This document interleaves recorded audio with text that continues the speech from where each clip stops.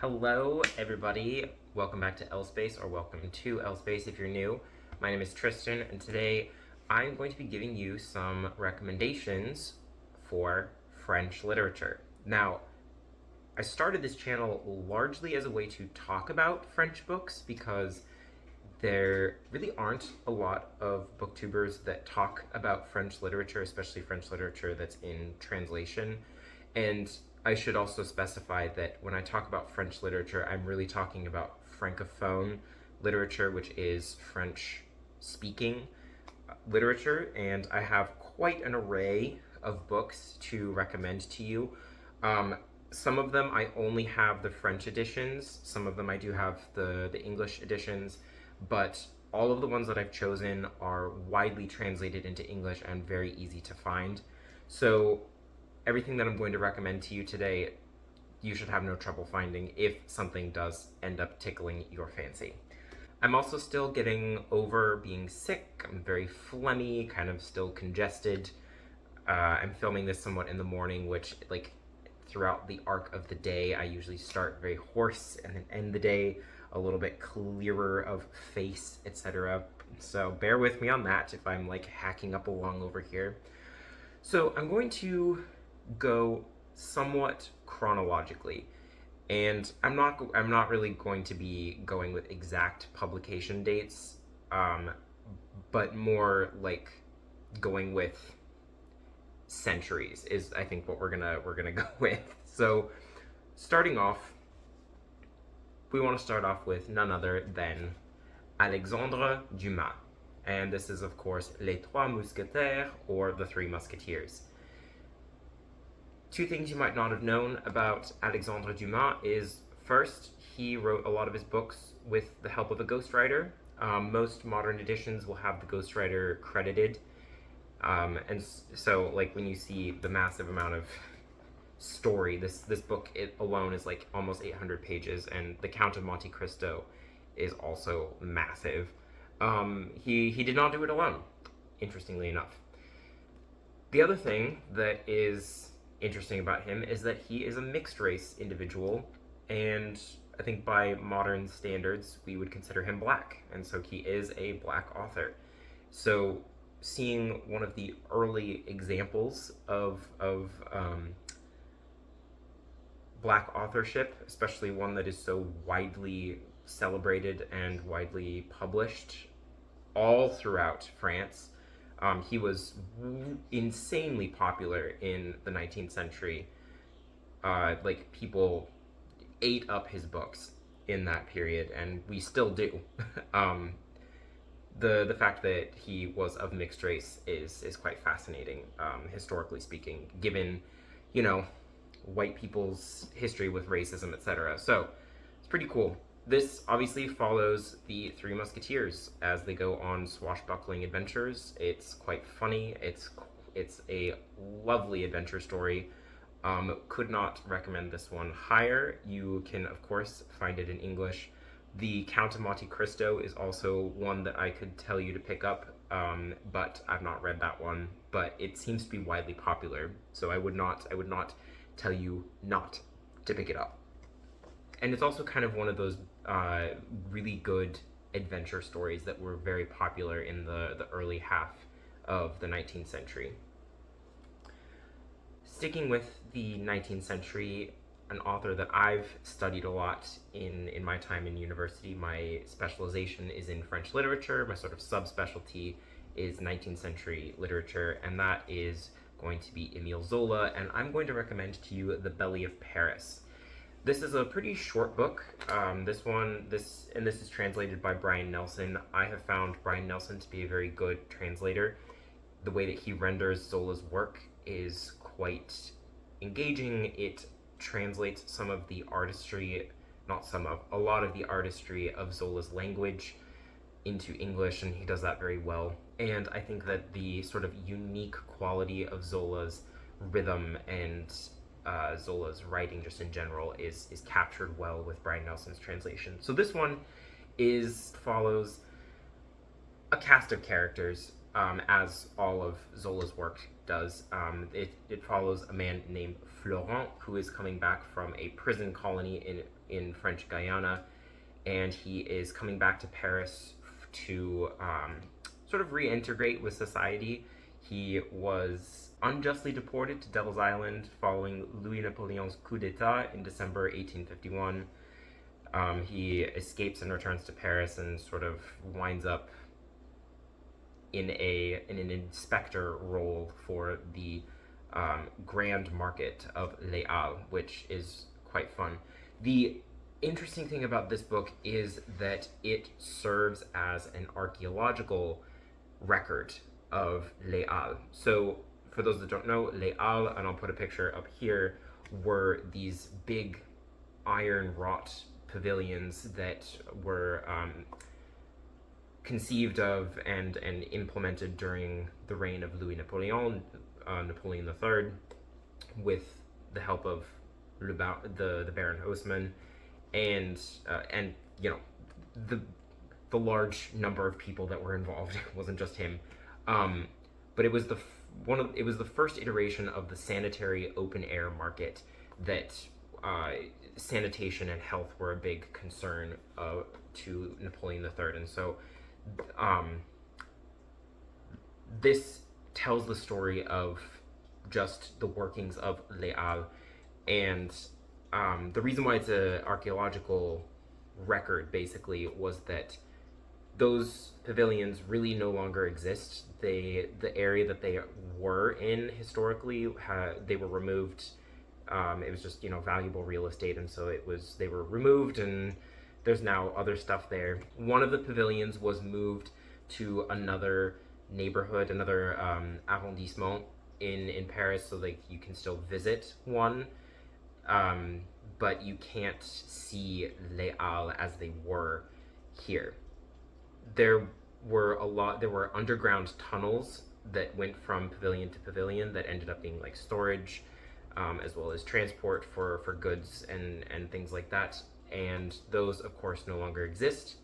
The records of basically like the building, the blueprints, a lot of the stuff that went into the construction and maintenance of Les Halles, those records were burned in a fire.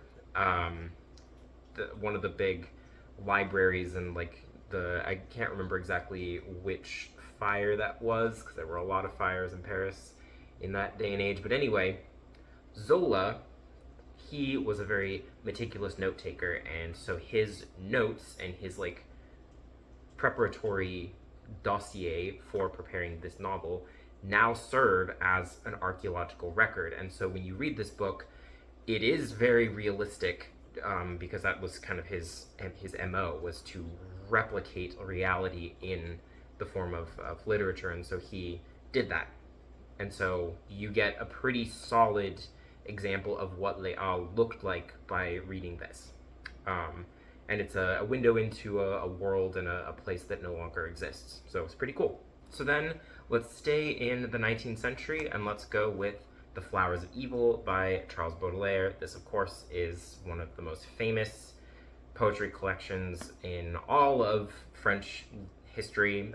It's very satirical. It's got it was banned in France for a long time, especially because it has les pièces condamnées, the very raunchy bits at the very end, especially the bits that talk about lesbianism and a whole bunch of other things. But this basically, in broad strokes, talks about the sort of woes that are ailing Parisian society in this day and age, and kind of what can be done to ameliorate those woes.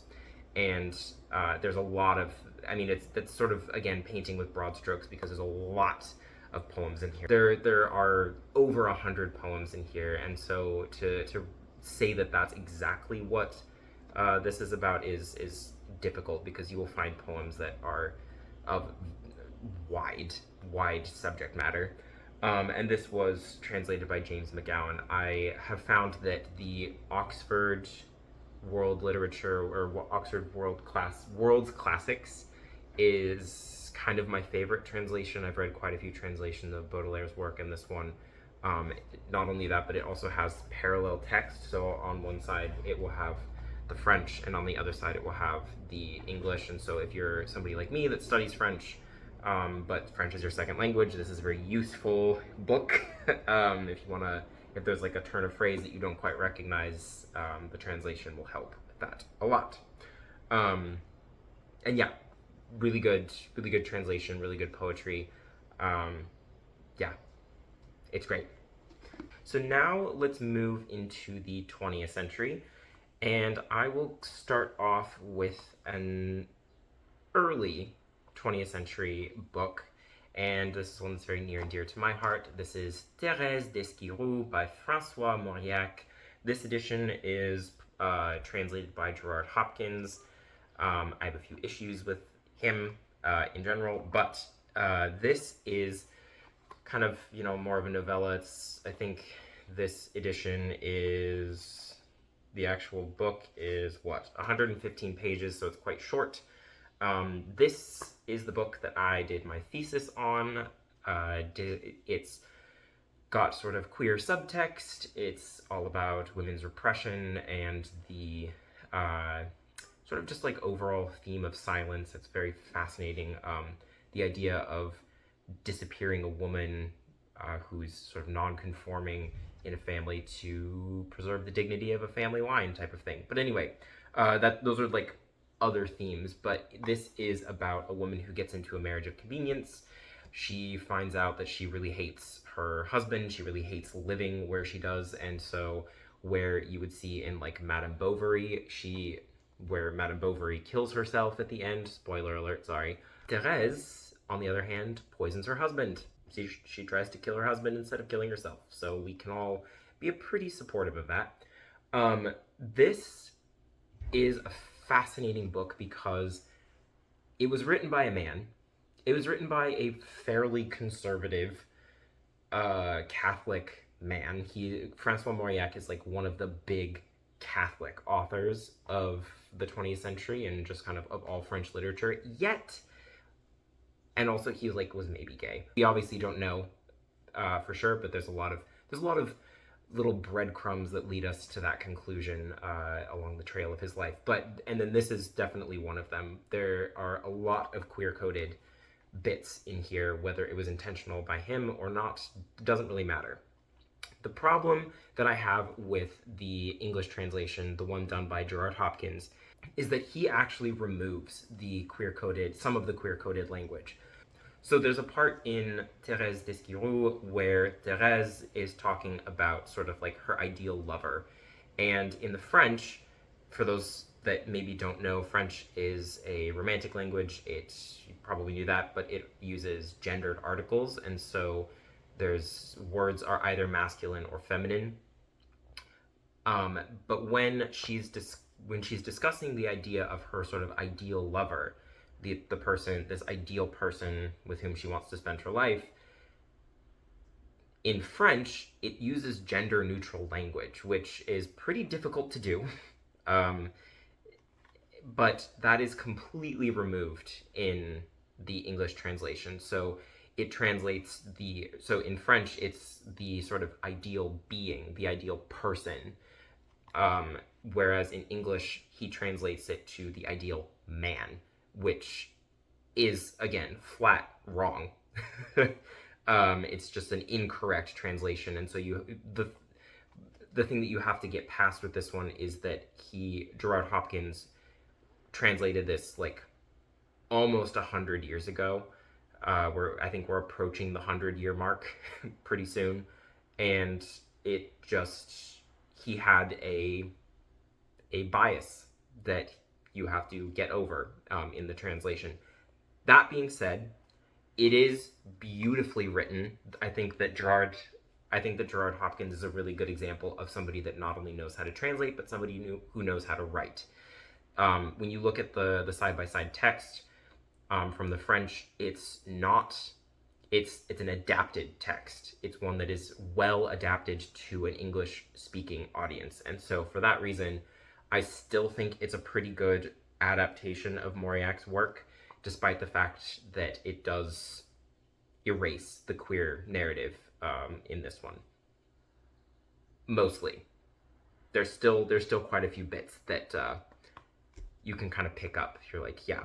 Also, this would fit really well with that whole like unhinged woman trend that I think we see a lot in literature. And so I really wish that people would pick this one up more because it's really good. It's just like there's so much that happens in this that I've probably read this like close to 50 times.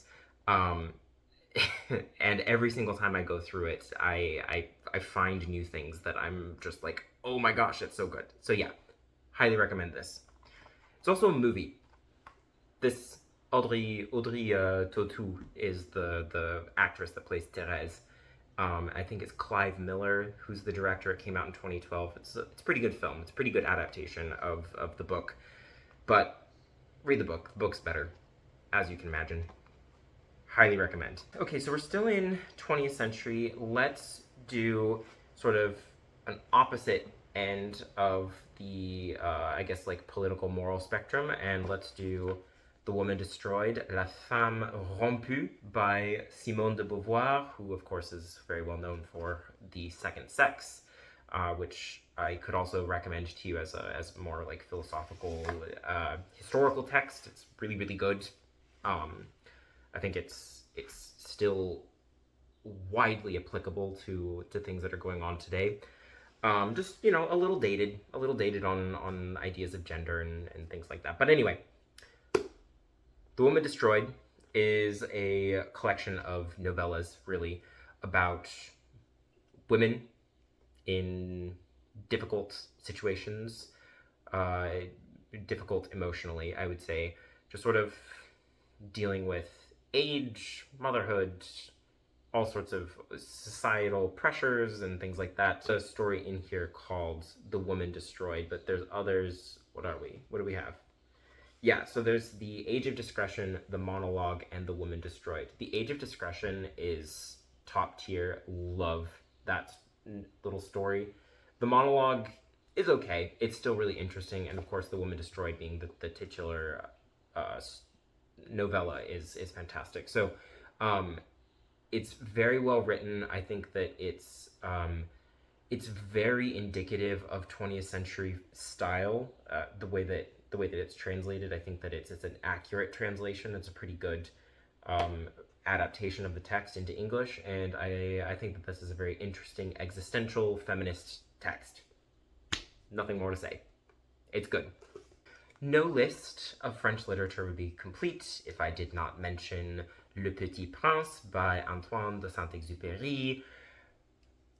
Children's book that is very applicable to adults. It's all about mortality, friendship, life, love, wisdom, treating people as human beings.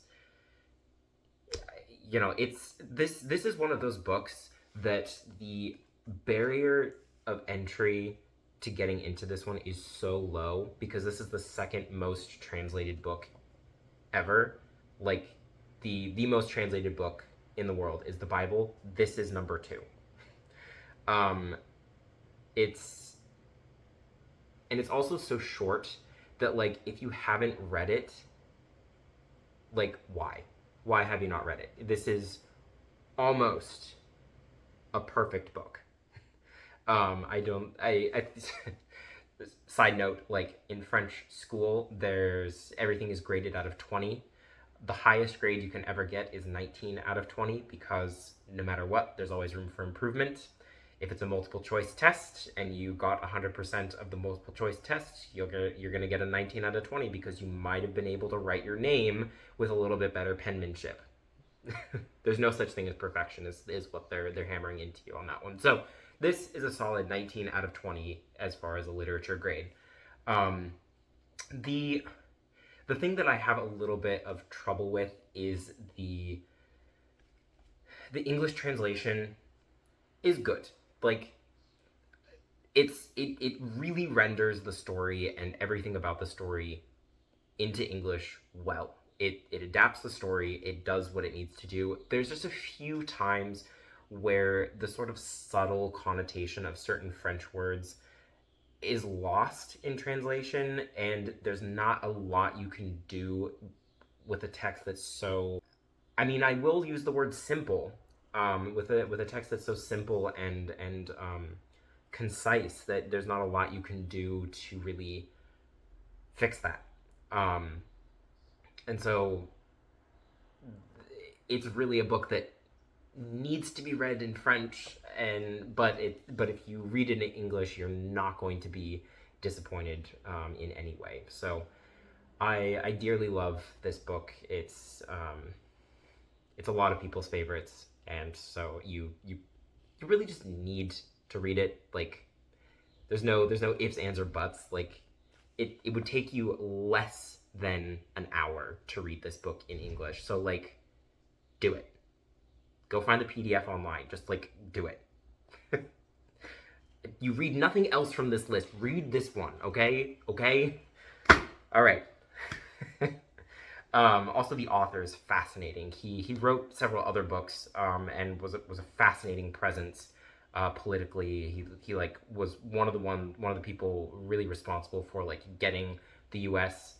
public opinion to support entry into World War II so that they could stop the Nazis, etc.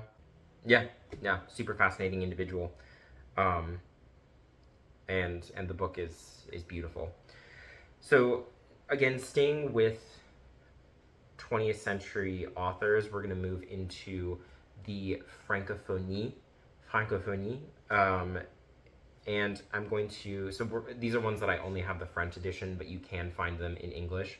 So this is Traversée de la Mangrove by Maryse Conde. I've got another Maryse Conde book right here, translated into English, but I've not read it yet. This translates, I believe, to Crossing the Mangrove.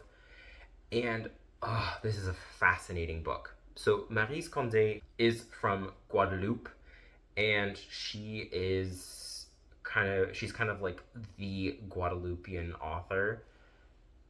And she is still alive. She's like 95 now, I think. And I think she might even still be writing books, which is wild. But this is one of her most interesting books, in my opinion. This is about a community, a very mixed race community. There are like Chinese, Indian, indigenous, and then former enslaved Africans that are all part of this community. And there is this mysterious figure named Francis Sancher, or Sancher, maybe. I don't know how you would say it in English, but Francis Sancher is his name, and he winds up dead. And the whole story is about figuring out who Francis Sancher is. And it's all about unreliable narrators. You follow the perspective of different members of the community, and it's the idea that was explained in the class that I took where I read this book is it's like a painting session where you have the model standing in front or standing in the center, and you have all of the painters standing in a circle. They're all painting the same person, but they all have a slightly different perspective on this person. No individual is capable of rendering the entirety of the model. And that's what's happening in this book, is that you've got a whole bunch of people giving their perspective on who Francis Sancher was, but none of them has a complete picture of who he was or what his sort of deal was. And it's really fascinating. It's a feminist text. All of the women characters in this book are the only ones that get first person narration. They all speak from the I perspective, whereas the men are given third person, and that I think is a fascinating literary device. And yeah, it's a really, really interesting book. Her writing is beautiful, it's poetic, and she's also a fascinating individual just in general. Would highly recommend her work in general. And then this one, of course, is where I would start. So let's move over to Senegal. Let's move to a different part of the world, and let's go with So Long a Letter by Mariama Ba. And this book I just adore. I've read it in a couple of classes now, and I've read it for pleasure once. And this is about a woman who is writing. It's kind of bridging it's a long letter basically, and it bridges the diary novel with the epistolary, because she is writing a letter to her friend Aissatou, and her name is Ramatulai, and she is writing a letter to Aissatou, kind of discussing the complicated feelings she has for her husband who has just died. And it's like nothing else I've ever read. Mariama Ba was also another fascinating figure in just like African history as a whole, but also specifically Senegalese history. Would highly recommend this one. It's also quite short, and some of the most beautiful writing you will encounter. There's a portion, let me see if I can find it, because there's a really beautiful, here it is. There's a really beautiful passage about friendship, and I just love it. So it says, friendship has splendors that love knows not. It grows stronger when crossed, whereas obstacles kill love. Friendship resists time, which wearies and severs couples. It has heights unknown to love. And if you read that in French, it captures the original language very well. And so I think that this is a great translation. Who translated this? Let me tell you that. It is translated by Modupe Bode Thomas, and I think that they did a fantastic job translating this, and it's just a really beautiful portrait of a very sincere, very dear feminine or female friendship. Yeah. Again, just go read this. It's short, it's beautiful, and it's widely available.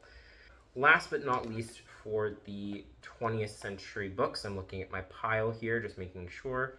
So the last one is La Rue Cazenègre, which translates to Black Shack Alley, I believe is what they do, by Joseph Zobel. You can get the English translation through Penguin Classics, and this book, as you can see, there's like hundreds of tabs in this one. This is about a boy named José. It's sort of autofiction, I should also mention. So it's about a boy named José who comes from a sugarcane plantation. This takes place on Martinique. He grows up on a sugar plantation, and it's all about him, sort of like the struggles he has with working within the French education system to overcome his circumstances and become a literary figure, which is largely what Joseph Zobel did in his life. So again, it's like autofiction, and this is all about colonialism, post-colonialism in a lot of ways, and racism, transcending those challenges. Colorism, it plays a part in this as well. And it's all about the boy's sort of relentless pursuit of literacy, and the way that literacy is the way that he breaks his shackles in a lot of ways. This is a complex book, but it is written in such an accessible way. It's just so good. I really can't recommend this enough. And yeah, just go read it. there is a movie of this which is pretty good. Um, I do. I've seen the movie probably like 5, 6 times, and I've read the book maybe twice now. The book is inarguably better than the movie. It's much more complex. It's a much richer experience reading this. So I think I think this is definitely one that is worth picking up.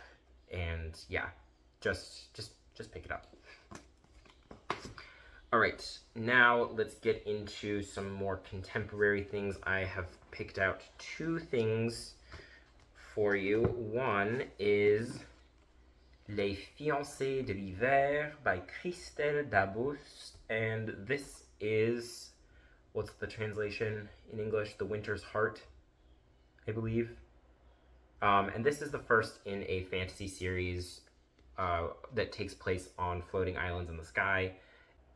The main character, Ophélie, can jump through mirrors, and she's this is about her getting into an arranged marriage with the sort of the heir to a powerful family.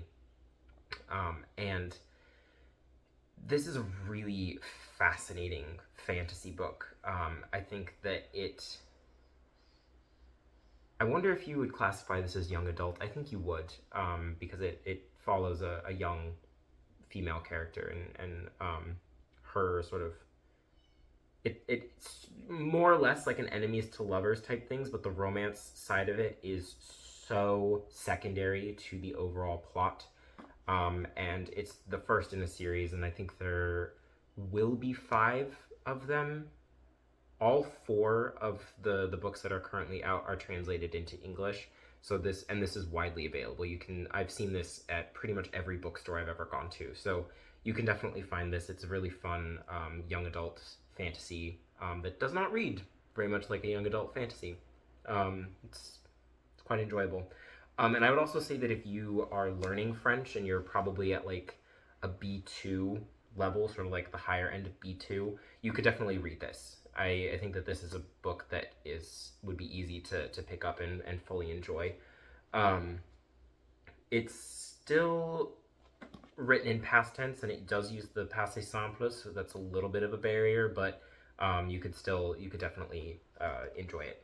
So the last one that I will recommend to you is Arrête avec tes mensonges by Philippe Besson. Now, you will probably recognize this one it's translated as Lie With Me, which is a very popular book on BookTube. And I won't say too much about this one, aside from the fact that this is a really good example of French queer literature. That one's widely available. This one's also short. But yeah, this is also a little bit of a difficult story, but it's a good one. Okay, so I said that was the last one, but I forgot because it's just behind me. And we are going to get The End of Eddy by Edouard. This is, again, a pretty difficult book to read because of the subject matter, but it is really good. It's a really good sort of examination of masculinity and rural life. The thing about this, so this is about a young, more like femme gay man who grows up in a small town in the countryside of France, and it's all about him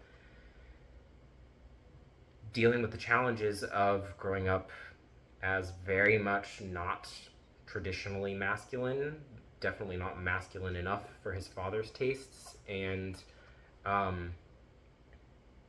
yeah, him overcoming all of that and escaping to university. This book is not short on harrowing detail.